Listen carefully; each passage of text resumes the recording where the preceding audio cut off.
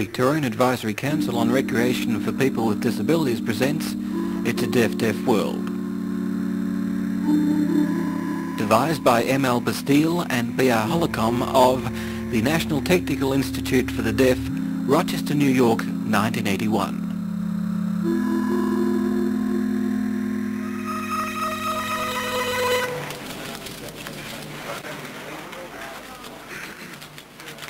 A Deaf World involved participants with varying experiences, some with an understanding of deafness and some with no experience at all. They were guided into a room where they had to communicate with a group of deaf people in various life situations, such as going for a job interview, making an appointment with the hairdresser, or explaining that you wanted your car repaired. The deaf people involved all had varying hearing losses and used different communication modes. For example, sign language, lip reading, finger spelling, gesture, or the written word. No one was allowed to communicate with voice. Participants entered an environment where they could not communicate in the normal way and must somehow converse with deaf people in a way they can understand. Feelings of frustration, isolation, desperation, silence and impatience are experienced by the participants, and so giving them a glimpse of what it can be like for deaf people trying to live in a hearing world.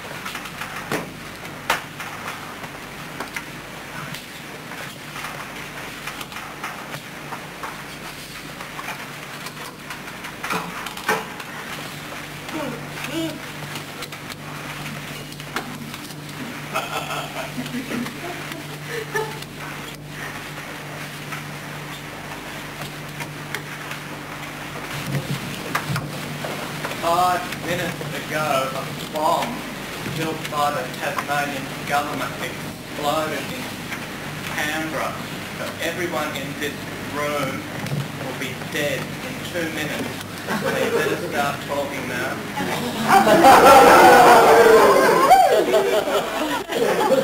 God, thank God. Karen, go to it. Start off with, just to make it a bit more comfortable, like if you can introduce yourself to the person next to you, behind you, on the other side. Just make a bit of noise so you can, so you have got some voice in you. Okay?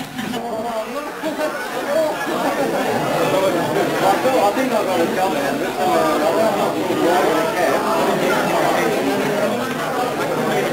So it became more frustrating as I went on because I couldn't run the signing adequately enough to communicate.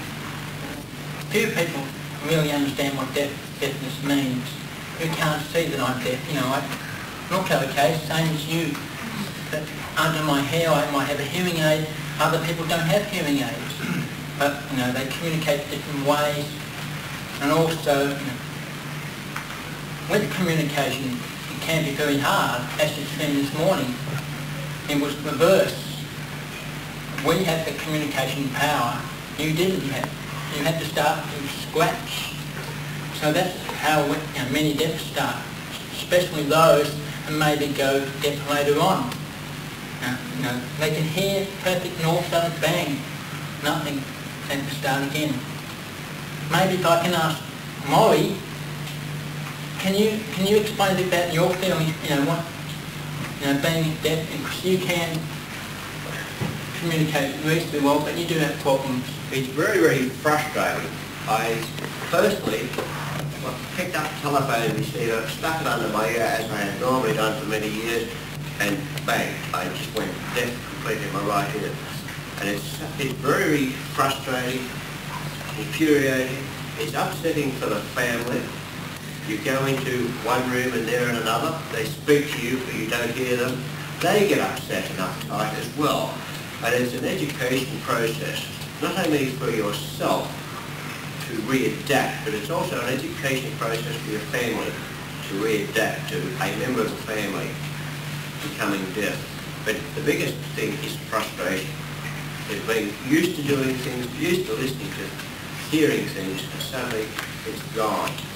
And then it's the frustration of people talking and not hearing them, and then having to go through re-educating yourself in sign language and lip reading so you can communicate with people again. But you do get cut off with communication, and that's the biggest thing, is frustration. Interviewed by the people sitting down, some plane, they knew it was Crash Hot Airlines. Easy to understand, but others, right.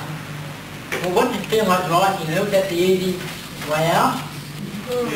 Did you feel ashamed doing that, or what? Until I came near it, okay. It's important to be very clear and precise as to what you want to say. And you've got to think about the question very carefully before you actually start writing, otherwise you can write and write for hours. I became very conscious of what I was doing and felt rather inhibited, but after a while, I sort of forgot about that. I started to feel better. What about when, let's say, other people were looking at you? I wasn't so much aware of other people looking at me, I was just aware of myself. And because I was conscious of myself, I started sort of restricting what I was doing. Right. Everything was smaller, it wasn't as big as they perhaps do normally. Some of the hearing people, they tried to lip read what I was saying, but so I kept my mouth shut. They didn't really get lost, just start writing things down. I found that very difficult to cope with.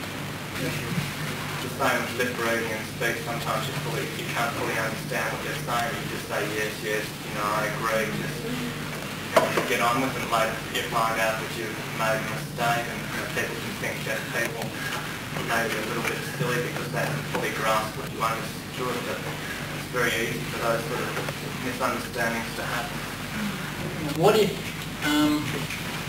let's say John walked into the Department of Youth, Sport and Recreation government, walked in and asked, wanted to find out about a grant. How would that person go about that? Now just think about it in your work. How would you go through trying to make sure that you can communicate with John and make sure that everything's clear?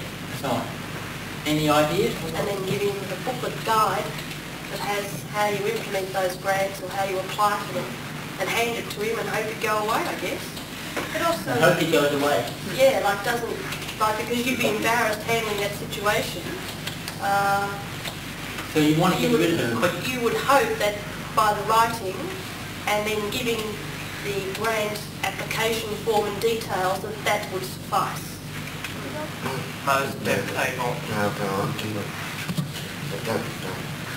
been deaf since birth, have problems in the education area. Because of their deafness, they are not very good facilities for higher education. There's no special secondary educational facility for deaf children, so their language or their English is sometimes very limited.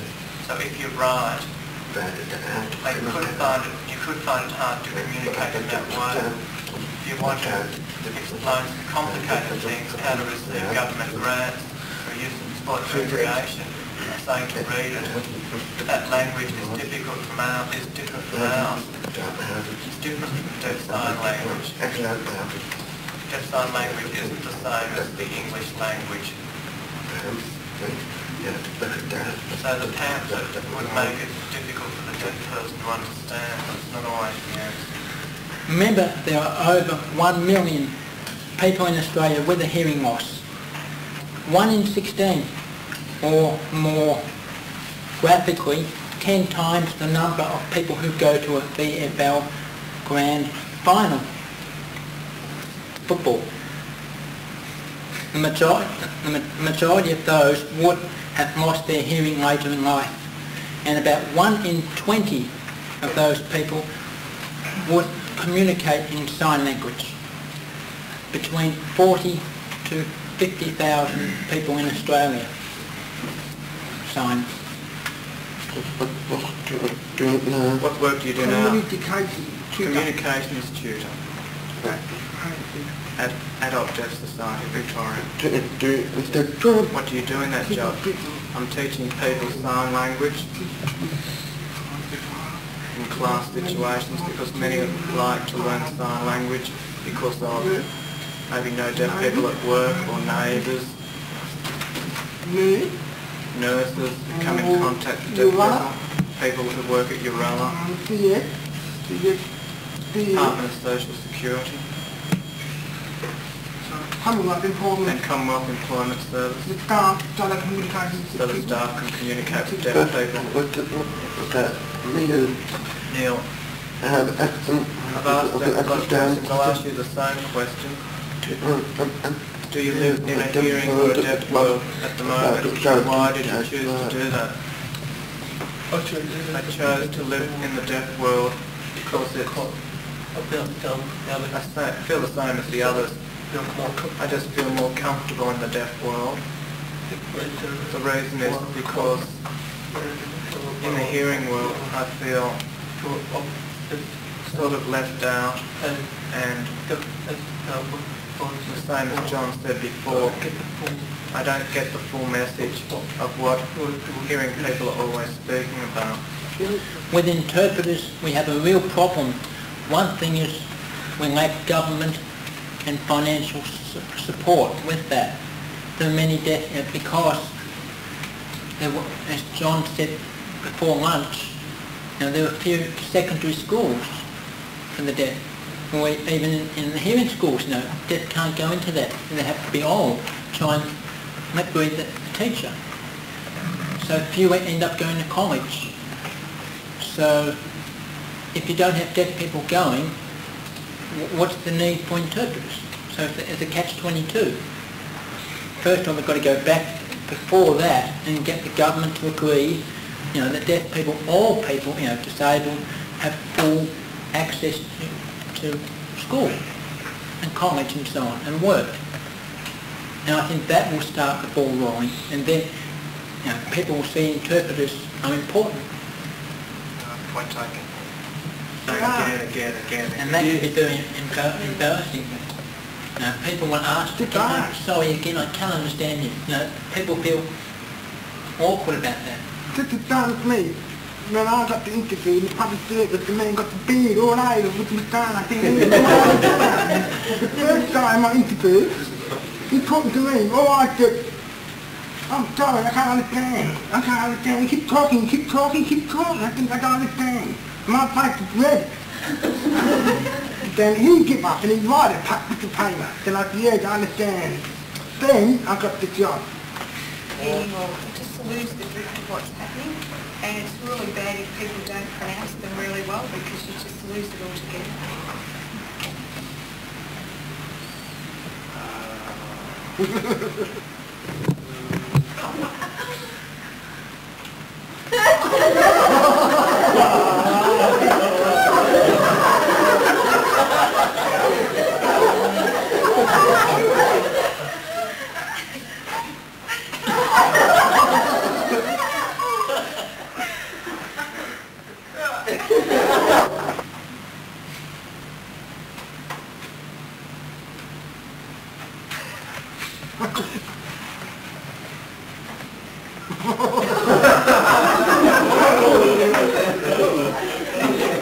Disabled people, especially deaf people, have got more support from the government there.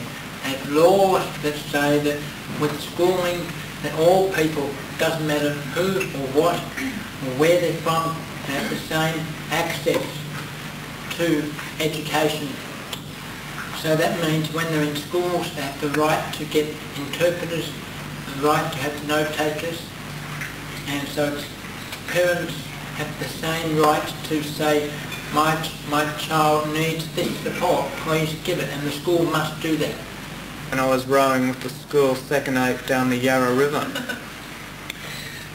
There is my coach, riding his bicycle along the riverbank, yelling his instructions through the megaphone. You can imagine Moses trying to lip read him. At birth, or soon after birth, when deafness is diagnosed, the deaf baby must have the right to exist as a normal human being. Parents of deaf babies are to be counselled to treat them as such and to learn deaf sign language.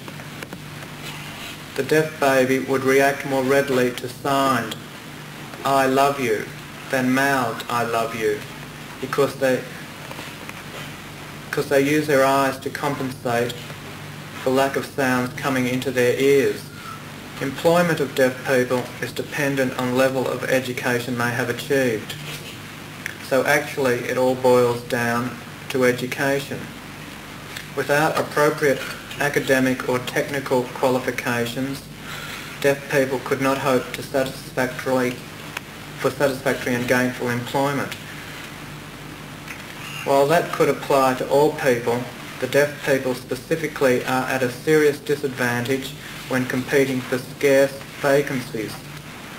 There are no positions that deaf people cannot hold down. I know of deaf people here and overseas whose occupations include university lecturer, motor mechanic, youth worker, you know who, taxi driver, lawyers, fashion photographers, etc., etc. Now I turn to social rights of the deaf people, the area most of you here are really interested in.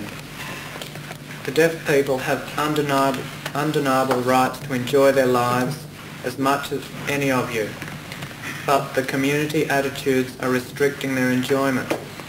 Refusal to recognise or acknowledge their deafness are raising barriers to their access to everyday things that you take for granted.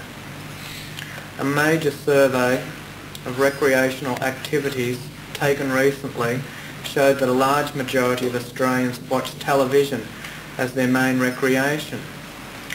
Now, let's imagine that all of a sudden television gives pictures without sounds.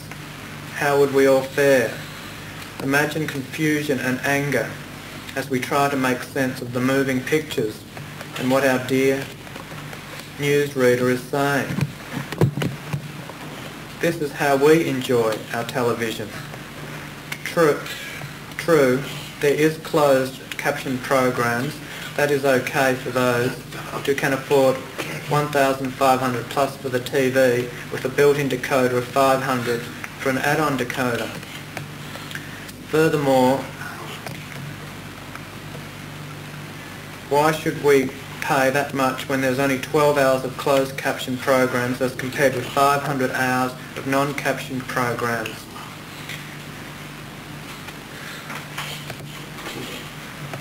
Same principle could be applied to films. Do you remember the last time you went out to town to see a film with your wife or beau?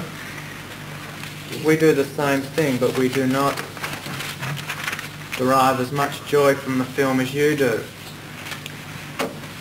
Deaf people's social lives could be likened to being in a glass house, seeing everything but taking no part in it. In places all over the world, there are places where deaf people congregate together for social activities, not because they prefer their own company to those of hearing people, but because their places are where they can communicate with each other. If every hearing person made efforts to master deaf sign language, which is not too difficult, these deaf clubs would no longer exist. Another thing here is the rights of deaf people to make decisions affecting their lifestyles. Have you heard about the hearing dogs? Do you know who made decisions to promote these dogs as aids to the deaf people? Most certainly not the deaf people themselves. A certain service organisation who had wholeheartedly pushed this idea is now trying to sweep the whole thing under the carpet when it was discovered the extent of deaf people's opposition.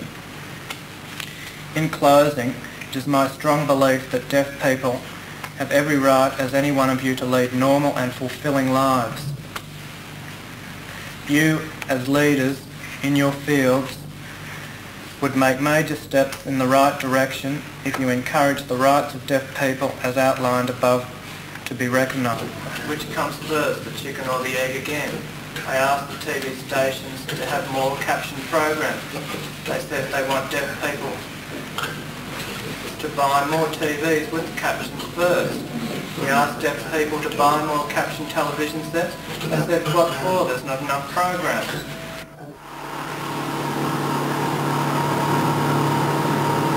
Are you in truly understanding, or at least beginning to understand, some of the frustrations that deaf people must be faced with? I found that the simulation game brought out very dramatically the sorts of things that the hearing world just isn't able to understand. in the day-to-day situation. I found it very enlightening to me personally. I'm still feeling frustrated about what I can do in our community to sort of increase community awareness of disabilities, or with deafness anyway. But I'm really eager to go back and try anyway. I really am. It's very good success. I think we have met the objectives from our program today and encouraged people to be more interested in deafness, and hopefully it will spread. They'll spread the gospel when they go back to their works about deafness and deaf people. That's very important to make the community more aware about the problems when facing a deaf person. So I think it was successful, yes, very good job. I found it was very enjoyable day. A lot of the hearing people became more aware of deaf people. When they first tried to communicate with, they thought it was awful. But hopefully it showed them how deaf people feel and made them more aware. It was a very good day. I think we should have maybe one every 3 or 4 months on a continual basis, get people more aware about deaf people's problems. To overcome the problems of staffing and costs, it would be a wonderful thing to do, because we have it every 3 or 4 months. We'll get more people coming, more people hearing about our problems and spreading the word, spreading the gospel. It would be a wonderful idea.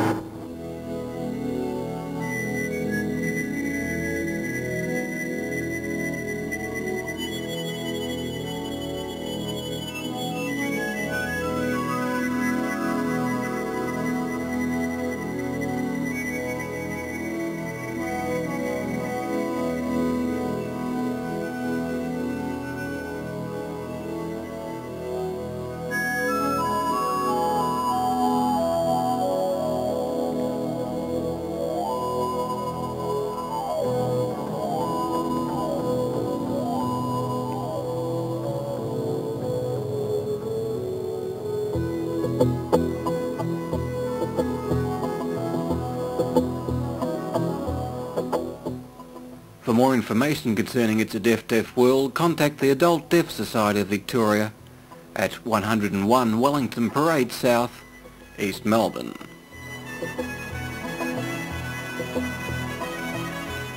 Telephone 631164, 631164. Or the Better Hearing Association of Australia at 5 High Street, Windsor, Victoria.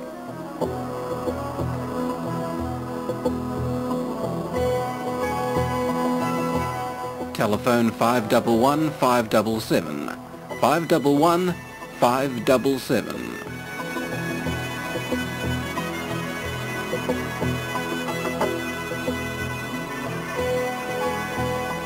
This has been another Cosmos Video Australia production in 1984 and was directed by Phil McClellan.